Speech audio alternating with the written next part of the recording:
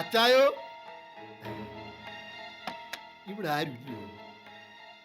അച്ചായോ, ഇത് ഞാനാ മാത്യൂസേ. താമ്പോ, നമുക്ക് പിന്നെ കാണാം. തിരക്കാന്നോ? ആന്ന്, നാളെ കാണാം. അല്ലെങ്കിൽ വേണ്ട, ഒരു മാസം കഴിഞ്ഞ് കാണാം. അല്ലേ, ഇതെന്നാ വർത്താനാ? അതെ, തിരക്കാന്നേ ഞാൻ ഇവിടെ ഇരുന്നേക്കാം. എനിക്കിപ്പോ ഓടിപ്പോയേച്ച് ഒരു പണിയുമില്ല. ഇവിടെ ആവുമ്പോ അച്ചായനോട് വല്ലതൊക്കെ മിണ്ടിയും പറഞ്ഞുമൊക്കെ ഇരിക്കാന്നേ. എന്നതാ താനിപ്പോ എന്നത്തിനാണോ ഇങ്ങോട്ട് വന്നേ? അല്ലേ, അച്ചായൻ ഇത് എന്നാ പണിയാ കാണിച്ചേ? എല്ലാരെയും വീട്ടിൽ നിന്ന് ഇറക്കി വിട്ടേച്ച് ഒറ്റയ്ക്ക് കഴിയാനാന്നോ തീരുമാനം? അതെ, അകത്ത് ആരെങ്കിലും ഉണ്ടോ? ഇല്ല, ഒന്നുമില്ല. ഉണ്ടേലും ഈ മാത്യൂസ് അതൊന്നും ആരോടും പറയാൻ പോണില്ല. ഒറ്റയ്ക്ക് താമസിക്കുന്ന ആണുങ്ങളാവുമ്പോ ഇതൊക്കെ പതിവല്ലയോ? അല്ല ചായ, ഭക്ഷണ കാര്യങ്ങളൊക്കെ എങ്ങനാ? താമ്പോ, നമുക്ക് പിന്നെ കാണാം. എനിക്കിത്ര ജോലിയുണ്ട്. ഇതെന്നാ പുകിലാ ചായ? എന്റെ അടുത്താണോ അച്ചായൻ ഇങ്ങനെ ഒളിച്ച് കളിക്കുന്നേ? അകത്ത് ആരാന്ന് ഞാനൊന്ന് നോക്കട്ടെ.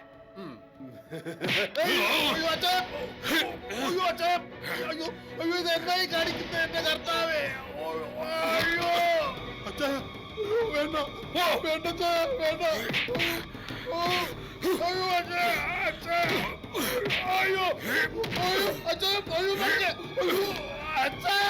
കൊല്ലും ഞാൻ. എന്റെ സ്വത്തുക്കൾ തട്ടിയെടുക്കാൻ വന്ന കൊല്ലും ഞാൻ.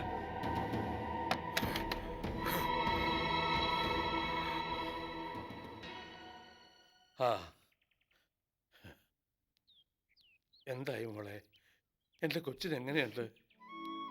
പേടിക്കാൻ ഒന്നുമില്ലെന്ന് ഡോക്ടർ പറഞ്ഞപ്പൂപ്പ. ഭാഗ്യത്തിന് കാര്യമായ പരുക്കൊന്നും പറ്റിയിട്ടില്ല. എന്നിട്ടെന്താ ബോധം വരാത്തെ? തളർച്ച കൊണ്ടായിരിക്കും. ശക്തിയുള്ള മരുന്നുകളാ കൊടുക്കുന്നേ. എനിക്ക് ഇപ്പൊ തന്നെ കൊച്ചിനെ ഒന്ന് കാണണമല്ലോ മോളെ. നമുക്ക് കാണാം, പക്ഷേ ഇപ്പൊ വേണ്ട പൂപ്പ. ആദ്യം ത്രേസ്യാമ്മച്ചിക്ക് ബോധം വരട്ടെ. എങ്കിൽ നീ എനിക്കൊരു വാക്ക് തരണം. എന്താ പൂപ്പ? കൊച്ചിന് ബോധം വരുമ്പോ കൊച്ചിന് അവകാശപ്പെട്ട സ്വത്തിന്റെ രേഖകളെല്ലാം മുമ്പിലുണ്ടായിരിക്കണം. അത് അപ്പൂപ്പ, അതൊക്കെ കണ്ടെത്താനുള്ള ശ്രമത്തിലാ ഞാൻ. മതി, ഒരുമാതിരി സർക്കാർ ഭാഷ എന്നോട് സംസാരിക്കരുത് നീ. പ്രമാണങ്ങൾ എവിടെയാ ഉള്ളതെന്ന് ഞാൻ പറഞ്ഞു തരാം നിനക്ക്. ഫിലിപ്പോസിന്റെ കയ്യില്, അയാളുടെ വീട്ടില്. അപ്പൂപ്പ, അങ്ങനെ അവിടെ കയറിച്ചെന്ന് അതൊക്കെ കസ്റ്റഡിയിൽ എടുക്കാൻ നിയമപരമായ തടസ്സങ്ങളുണ്ട് എനിക്ക്. ത്രേസ്യാമ്മച്ചി രേഖാമൂലം പരാതി തന്നാലേ അത്തരം ഒരു നടപടി എനിക്ക് ചെയ്യാനൊക്കൂ. അല്ലെങ്കിൽ ഞാൻ പ്രതിയാവും. ഇതൊന്നുമല്ല കാരണം. നിന്റെ ഭർത്താവിന്റെ അച്ഛനെ തൊട്ട് കളിക്കാൻ നിനക്ക് പേടി.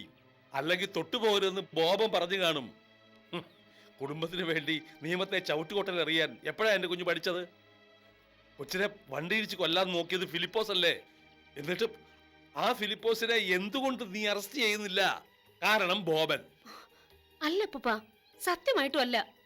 ത്രേസ്യാമ്മച്ചിയെ വണ്ടി ഇടിച്ചതിന് ദൃക്സാക്ഷികൾ ആരും തന്നെ ഇല്ല. കാറാണോ ജീപ്പാണോ ലോറിയാണോ എന്നൊന്നും അറിയില്ല. ഇക്കാര്യത്തിൽ ഫിലിപ്പോസിനെ ഞാൻ എങ്ങനെയാ അറസ്റ്റ് ചെയ്യുന്നേ? ഒരേ ഒരു പ്രതീക്ഷ, ത്രേസ്യാമ്മച്ചിക്ക് ബോധം തെളിഞ്ഞാൽ ഇടിച്ച വണ്ടിയെക്കുറിച്ച് എന്തെങ്കിലും പറയാൻ കഴിയുമെന്നുള്ളതാ. ത്രേസ്യാമ്മച്ചി വീണ് കിടന്ന ആ പരിസരത്തുള്ള 8 വീടുകൾ കയറി ഞാൻ നേരിട്ട് അന്വേഷണം നടത്തി നോക്കിയതാ. ഒരു കുഞ്ഞിനെങ്കിലും വണ്ടിയുടെ നിറമോ രൂപമോ പറയാൻ കഴിയുമെന്നുള്ള പ്രതീക്ഷയിൽ. ഞാനൊന്നും ചെയ്തിട്ടില്ലെന്ന മട്ടിൽ അപ്പൂപ്പൻ പറയുമ്പോ സങ്കടമുണ്ട് അപ്പൂപ്പ. വേണമെങ്കിൽ ചക്ക വേരിലും കായ്ക്കും എന്നേ എനിക്കിപ്പോ പറയാനുള്ളൂ. കൊച്ചിന് ബോധം തെളിയുമ്പോ ആ പ്രമാണങ്ങൾ നീ കൈ വെച്ച് കൊടുക്കണം. അത് അപ്പൂപ്പന് നിർബന്ധ.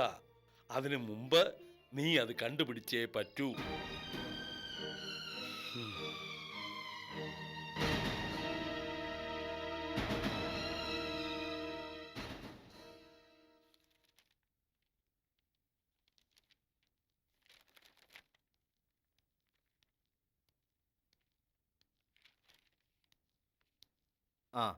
ഞാനൊരു കാര്യം പറയാൻ മറന്നു.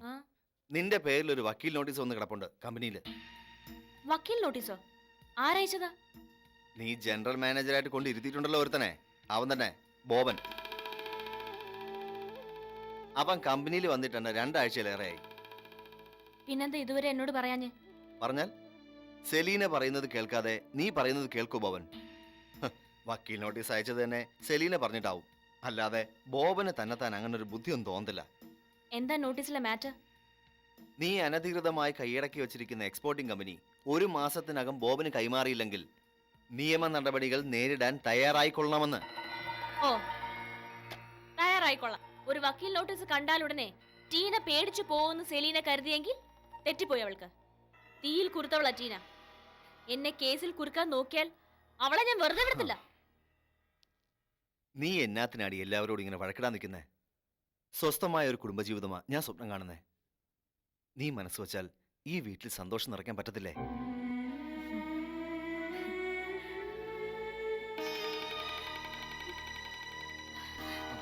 ടീന, എന്നാ പറ്റി?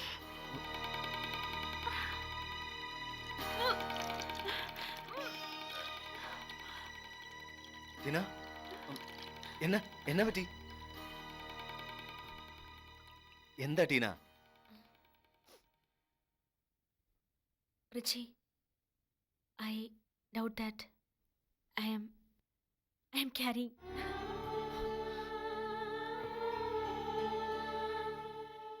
സത്യമാണോ നീ പറയുന്നേ?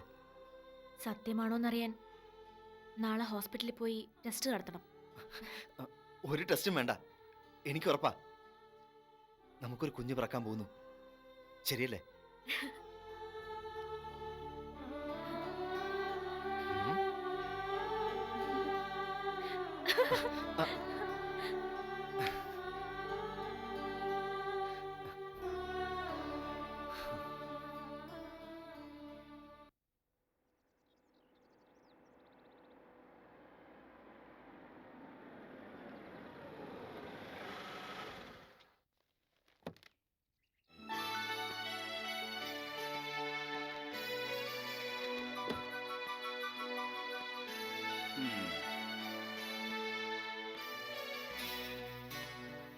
Hi, guy.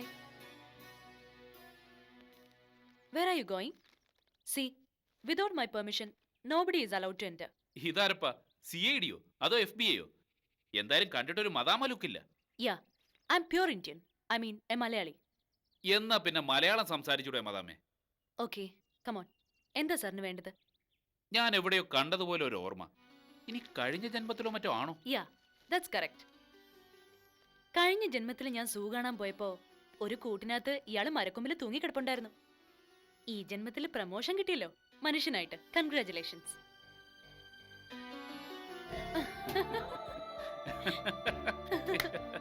ആഹാ, രണ്ടാളും വലിയ സന്തോഷത്തിലാണല്ലോ. നിനക്കിവിടെ ഇത്രയ്ക്ക് പെട്ടെന്ന് പിടി കിട്ടിയോ? ഏയ്, കണ്ടാൽ എവിടെ മനസ്സിലാവാനാ? ഇവക്ക് 10 വയസ്സുള്ളപ്പോഴാണ് ഒടുവിൽ കണ്ടത്. പക്ഷേ ചെറിയമ്മ ഇവളും വന്നത് അറിഞ്ഞതുകൊണ്ട് പെട്ടെന്ന് പിടികിട്ടി. അപ്പൂപ്പ, ഞാൻ ആളെ മനസ്സിലാവാത്ത മട്ടി അഭിനയിച്ച് ഇന്ന് ഇതിനെ ഒന്ന് പറ്റിച്ചു. ഓ പിന്നെ ഞാൻ എവിടെയാ പറ്റിച്ചത്? No way. നോ, ഞാൻ മതി മതി മതി, വഴക്ക് വേണ്ട. മോൻ അകത്തോട്ട് ചെല്ല്. നിന്നെ ഒന്ന് കാണാൻ കൊതിയായിട്ട് പാർവതി അകത്ത് കാത്തിരിക്കുക. ശരി. വാ.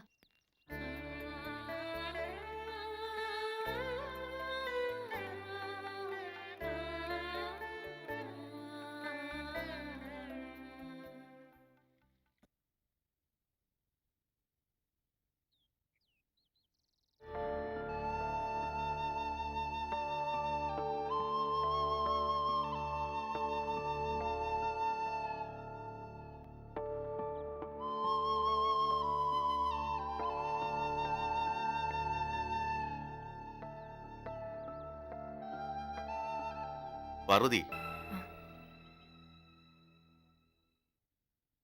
മീതോടെ? അവൾ സ്ഥലമൊക്കെ കണ്ടുവരാന്ന് പറഞ്ഞ് പുറത്തേക്ക് പോയി. അച്ഛൻ മയക്കത്തില്ല, അതുകൊണ്ട് ഞാൻ വിളിച്ചില്ല. അല്ല, മീതുവിൻ്റെ കാര്യങ്ങളൊക്കെ നമുക്ക് നേരെയാക്കണ്ടേ? അവിടെ മുടങ്ങിയ കോഴ്സ് ഇവിടുന്ന് കംപ്ലീറ്റ് ചെയ്യാൻ നോക്കണം. പിന്നെ ഉടനെ കല്യാണക്കാരെ ആലോചിച്ച് തുടങ്ങണമെന്നും അച്ഛൻ പറയുന്നുണ്ട്. അച്ഛനൊന്നും പറഞ്ഞില്ലേ നിന്നോട്?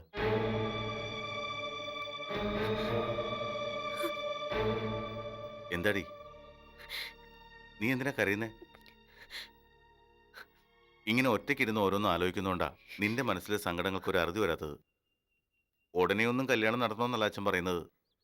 ഇപ്പോഴേ ആലോചന തുടങ്ങിയാലേ 1 വർഷം ആകുമ്പോഴേക്കും എല്ലാം ഒന്ന് നേരെയായി വരൂ.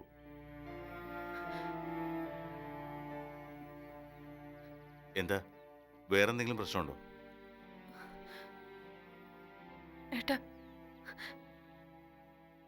എന്റെ മോൾക്ക് ഈ ജന്മത്തിൽ ഒരു കല്യാണം ഉണ്ടാവില്ല.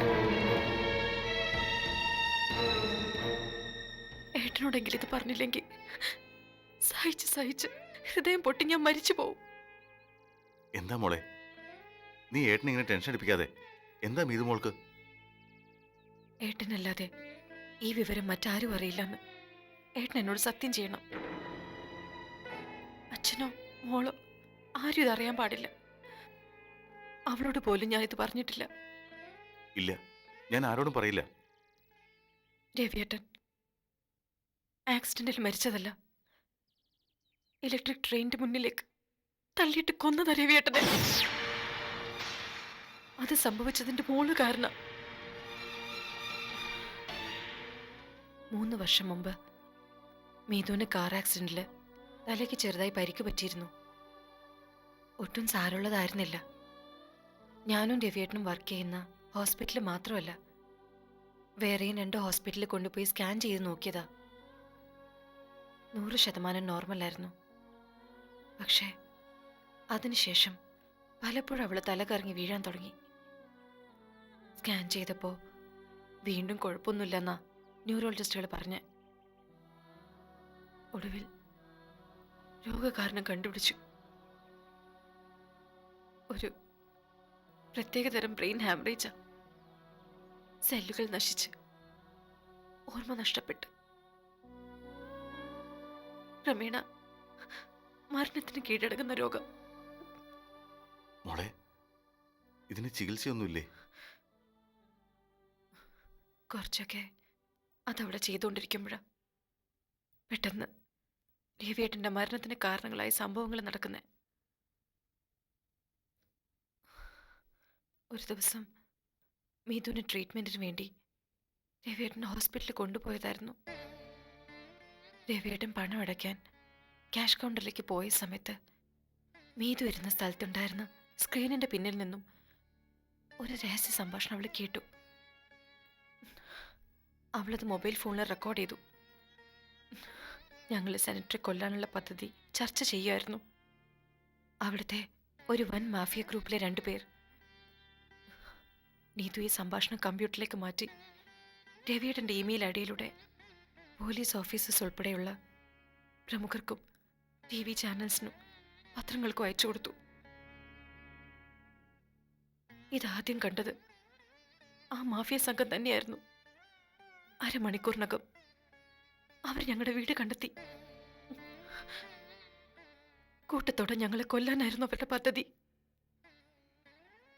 രവിയേട്ടൻ കൊല്ലപ്പെടുന്ന ഉറപ്പായതോടെ അത്യാവശ്യം വേണ്ട സാധനങ്ങൾ പാക്ക് ചെയ്ത് ഇങ്ങോട്ട് പോരാൻ പദ്ധതിയിട്ട് ഞങ്ങൾ വീട് കാലിയാക്കി. പക്ഷെ ഫ്ലൈറ്റ് ടിക്കറ്റ് ബുക്ക് ചെയ്യാൻ പോയ രവിയേട്ടനെ അവര് ആ ശരീരം ഒന്ന് കാണാൻ പോലും നിൽക്കാതെയാ ഞങ്ങൾ ഇങ്ങോട്ട് പോകുന്നത്. എന്തൊക്കെയാ പറു നീ പറയുന്നേ? ഇങ്ങനൊരു ദുരന്തം നിനക്ക് സംഭവിച്ചുവെന്ന് എനിക്ക് ഓർക്കാൻ പോലും പറ്റുന്നില്ല. ഏട്ടാ, എന്റെ മോളുടെ ജീവൻ എങ്ങനെയെങ്കിലും രക്ഷിക്കണം.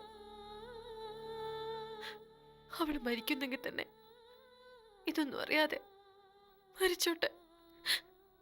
കുറെ കാലം സങ്കടപ്പെട്ട് എന്റെ മോള് മരിക്കരുത്.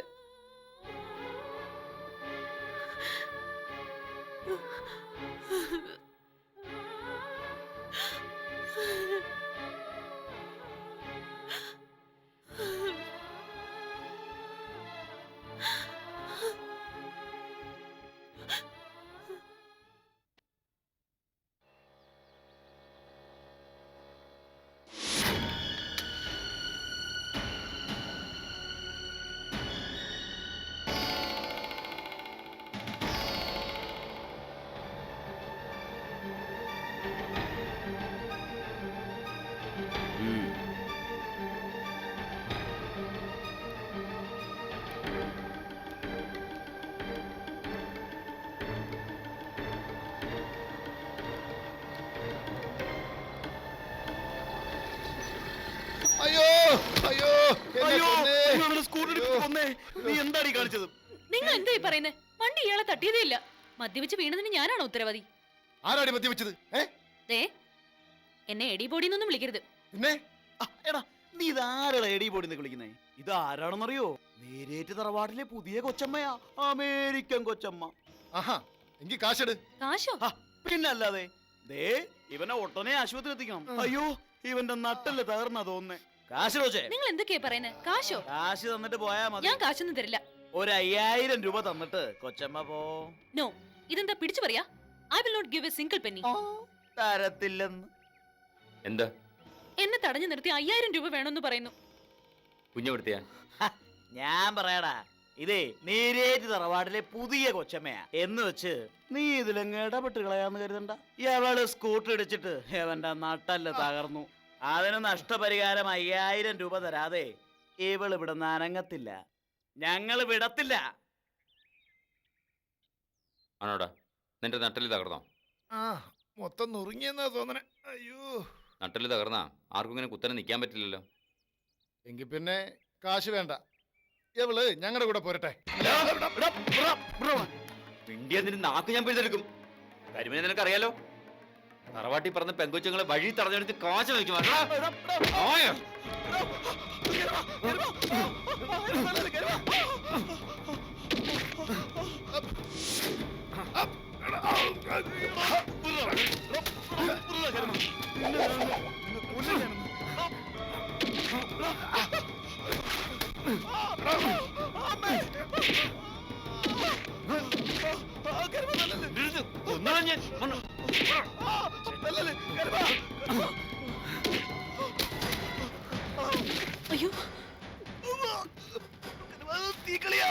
അതേടാ, നീരേറ്റിലെ കൃഷ്ണപിള്ളയുടെ കൊച്ചുമോളോട് തെമ്മാടത്തരം കാണിച്ചോ?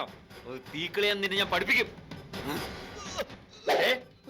ഈ കൊച്ചി വീട്ടിൽ ചെല്ലുന്നിടം വരെ നീ ഈ കിടപ്പ് ഇവിടെ തന്നെ കിടക്കണം, അല്ലെങ്കിൽ നിന്റെ നട്ടിന് ശരിക്കും ഞാൻ നോക്കും കേട്ടോ.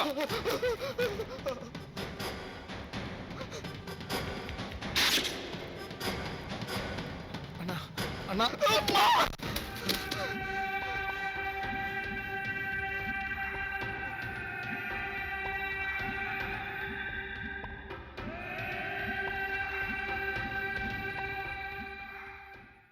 ഡോക്ടർ പാർവതിക്കും മൃദുലയ്ക്കും സംഭവിച്ച ദുരന്തങ്ങൾ നീരേറ്റ് കുടുംബത്തിൽ എന്തെല്ലാം പ്രത്യാഘാതങ്ങളാണ് ഉണ്ടാക്കുക? കൊച്ചു ത്രേസ്യയ്ക്ക് ബോധം വീഴുമ്പോൾ ഫിലിപ്പോ സ്വന്തമാക്കിയ പ്രമാണങ്ങൾ കൊച്ചിൻ്റെ അടുത്തെത്തിക്കാൻ സെലീനയ്ക്ക് കഴിയുമോ? ടീന ഗർഭിണിയാകുന്നതോടെ സെലീനയോടുള്ള പ്രതികാരദാഹം തീർന്ന് റിച്ചിയുമായി സന്തോഷത്തോടെ ജീവിക്കാൻ തുടങ്ങുമോ? അപ്രതീക്ഷിതമായുണ്ടായ അപകടത്തിൽ നിന്നും രക്ഷപ്പെടുത്തിയ കരിമനോട് മൃദുലയ്ക്ക് ഏത് തരത്തിലുള്ള സ്നേഹമാണ് തോന്നുക? വിസ്മയകരമായ ബന്ധങ്ങൾ ഉണ്ടാകുന്നു. അരക്കെട്ടുറപ്പിച്ച പല ബന്ധങ്ങളും ഇല്ലാതാകുന്നു. ഒരു കൊടുങ്കാറ്റ് അതിശക്തമായി വീശാൻ തുടങ്ങുന്നതിൻ്റെ ആരംഭം. കഥ പുതിയ വഴിത്തിരിവിലേക്ക്. കാണുക. അരികിലില്ലേ ഞാനരികിലില്ലേ, അരികിലില്ലേ ഞാനരികിലില്ലേ, അണയാത്ത ജ്വാലയായി മനസ്സിലില്ലേ, അഴലിൻ്റെ മുകിലുകൾ പെയ്യുമ്പോഴും നെഞ്ചിൽ എരിയുന്ന സ്നേഹത്തിൻ ജ്വാലയായി